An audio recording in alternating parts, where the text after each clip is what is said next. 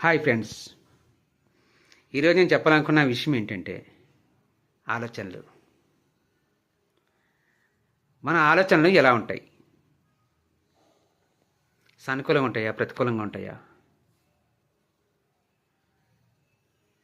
మన బ్రెయిన్ ఆలోచనల నిధి. మన బ్రెయిన్ మూలాలలో దాగి ఉన్న రహస్యం ఏమిటి? మనలో ఎవరో ఒకరు ఏదట అంటారు, ప్రతి ఒక్కరిలోనూ ఏదో ఒకటి టాలెంట్ ఉంటుందని. మనం గుర్తిస్తామా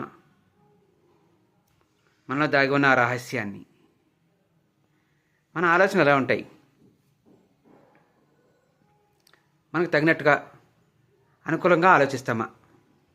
మనకి తగినట్టుగా మనకి అనుకూలంగా ఆలోచిస్తామా?